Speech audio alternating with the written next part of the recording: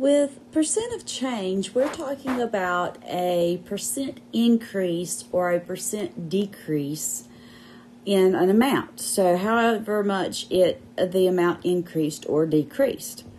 And so to find the percent of change, here's how I say it. Different books will say different things. I just put it in the simplest terms as possible. I say new minus old over old.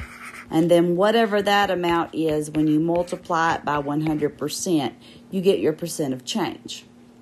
So you're taking the new amount minus the old amount, whatever was given to you, and then dividing by the old. Let's look at a few examples to explain. So example 1 says, Brian's last 2 exams in pre-calc were 71 on the first exam and 86 on the second. What was the percent increase from his first exam to the second?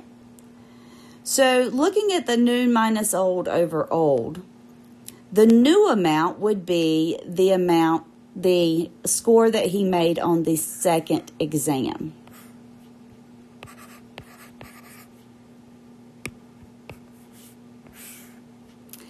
Then the old amount would be the score he made on the first exam.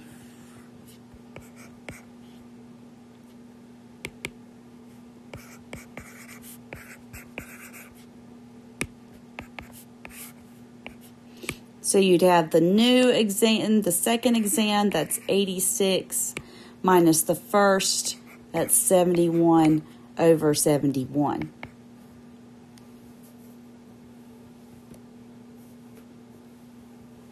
You get 15 over 71, which as a decimal is 0.2113.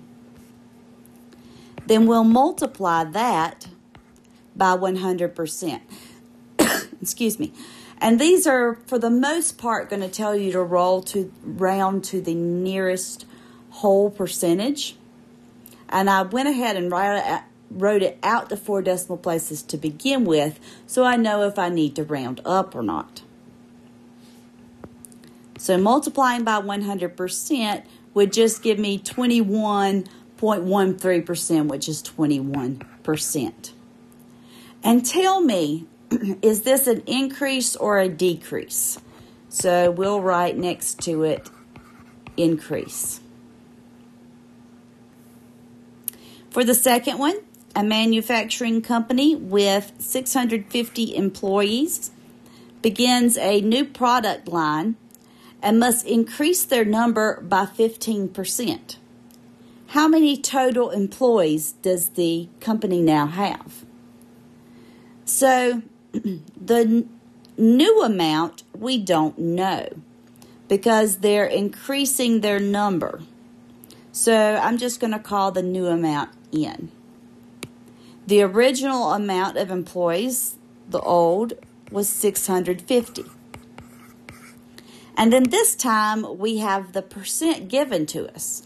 Be sure to change it to a decimal. And on your exercises, if it says decrease, you'll need to put a negative out there. But this is an increase, so we don't have a negative.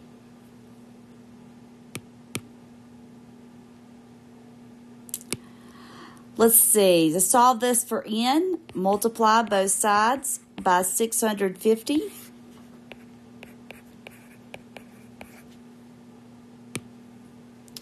And we'll have N minus 650 equals 97.5. And then add 650 to both sides. So N is 747.5. We can't have half of an employee, so let's just round up. 748 employees. Now, depending on the problem, you may round up or you might even round down, even if the number's bigger than 5. In this case, it's safe to round up.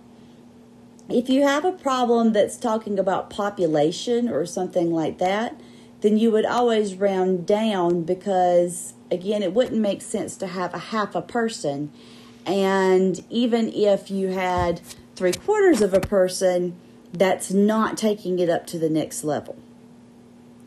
So in this case, I don't know what the company decided to do, whether they rounded up or down, but I just went ahead and rounded up.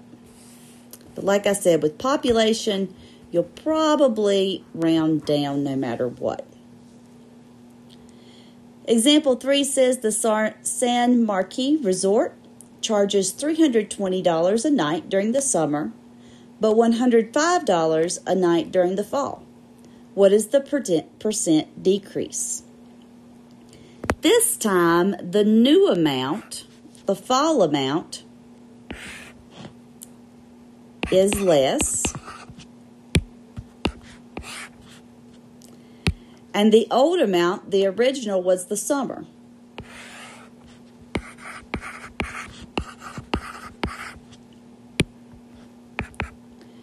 $105 minus $320 is negative $215. Divide that by 320, and we get negative 0.6719.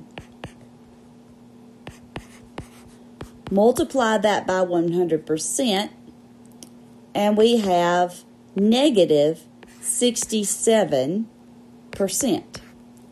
Now, do not leave your answer like this because this doesn't make sense.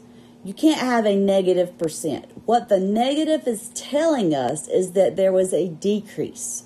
So I expect you in your problems to write that there was a 67% decrease in the cost. You don't have to write a complete sentence or anything like that. Just telling me 67% decrease is good. If you wrote the decrease up with a negative 67, that'd be a double negative. So don't do that.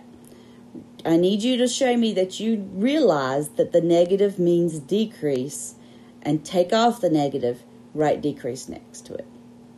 So that's how you would work these problems.